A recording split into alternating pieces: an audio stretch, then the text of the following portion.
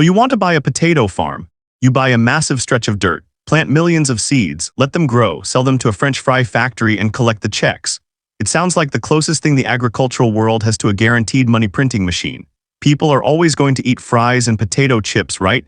It seems so incredibly simple on the surface. But when you step out of the backyard garden and scale this up to a massive industrial level, you quickly realize you are not just running a farm. You are running a highly complex multi-million-dollar logistics and manufacturing corporation that just happens to operate without a roof. Let us talk about what a massive potato farm actually looks like. We are not talking about a couple of hundred acres and a rusty red tractor. We are talking about 10,000 acres of prime agricultural land. To put that into perspective, that is roughly the size of over 7,000 football fields. If you want to play in the big leagues and supply the companies that make fries for fast food giants, you first have to buy the dirt. This is where the millions start flying out of your bank account. Prime potato growing land, in places like Idaho or Washington state, where the soil is perfectly sandy and the water rights are solid, will easily cost you around $8,000 to $10,000 per acre. Before you have even planted a single potato, you are dropping roughly $80 million to $100 million just to own the ground you stand on. But dirt alone does not grow 10,000 acres of potatoes. You need water, and you need it delivered perfectly. You will need to install center pivot irrigation systems. These are those massive metal arms on wheels you see from an airplane that spray water in perfect circles. A single pivot covering 130 acres can cost around $100,000. For a farm of this size, you will need about 75 of them. That is another $7.5 million just to make sure your potatoes do not get thirsty. Keep in mind, you have still not bought a single piece of equipment to actually plant or harvest the crop. Now we move on to the machinery, and this is where the farm starts to look more like a heavy construction site. You cannot harvest a 10,000-acre farm by hand. You need a massive fleet of specialized equipment. You need high horsepower tractors, and a modern massive tractor from a brand like John Deere will set you back about $500,000 each. You will need at least a dozen of them, so there goes $6 million. Then you need potato planters, chemical sprayers, and most importantly, the harvesters. A modern commercial potato harvester is a beast of a machine that pulls the potatoes out of the earth, separates them from the dirt and rocks, and loads them into trucks. They cost around $600,000 a pop. Add in a fleet of semi-trucks to haul the potatoes around the farm, and you are easily spending another $15 million on your vehicle fleet. At this point, you have spent well over $100 million in capital just to set the stage. Then comes the actual farming season, and your operating costs are staggering. Potatoes are an incredibly expensive crop to grow. You have to buy seed potatoes, which are literally just potatoes that you cut up and plant into the ground to grow more potatoes. Then you need a massive amount of fertilizer, pesticides, fungicides, and diesel fuel to run all those machines. You also have to pay a small army of workers, farm managers, and mechanics to keep everything running smoothly. When you add up the seed, chemicals, fuel, and labor, it costs roughly $3,500 to farm a single acre of commercial potatoes. Multiply that by your 10,000 acres and you are looking at $35 million in operating costs every single year. That is cash you have to spend up front, hoping that a few months later the harvest will pay it all back. So let us fast forward to harvest time. Your crops have survived the summer, and it is time to dig them up.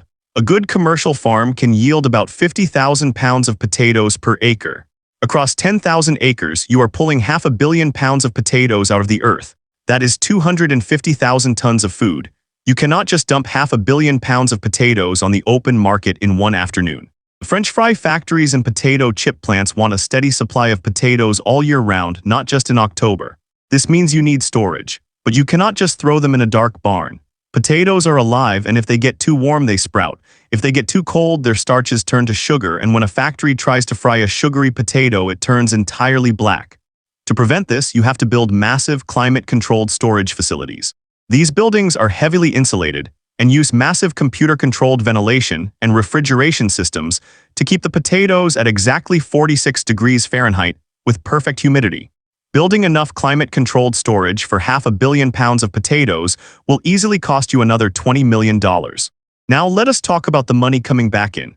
You are not selling these potatoes at a farmer's market. You are signing massive multi-year contracts with giants like McCain, Frito-Lay, or Lamb Weston. These companies pay based on a measurement called a hundredweight, which is exactly 100 pounds of potatoes. Let us say you negotiate a solid contract price of $12 per hundredweight.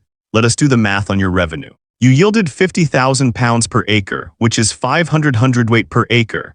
At $12 each, that is $6,000 of revenue per acre.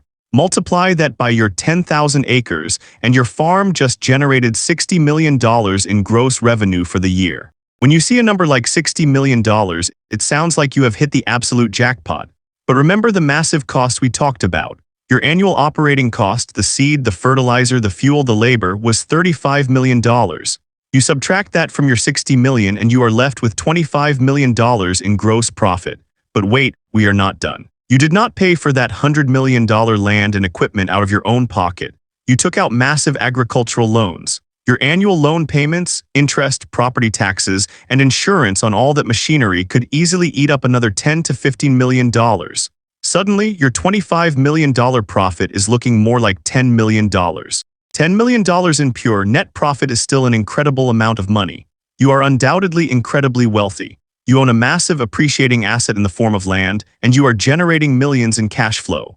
But to get that $10 million, you had to risk over $100 million of capital and $35 million of operating cash. The profit margins in large-scale farming are actually quite thin when you look at the percentages. You are risking massive amounts of money for a relatively small, very lucrative slice of profit. And sometimes that profit is not guaranteed because you are running a factory without a roof. You are entirely at the mercy of Mother Nature. If you get a severe freeze early in the fall before you have finished harvesting, millions of pounds of potatoes can be ruined in a single night. If you get a blight or a devastating disease tearing through your fields, your yield could drop by 20 or 30%.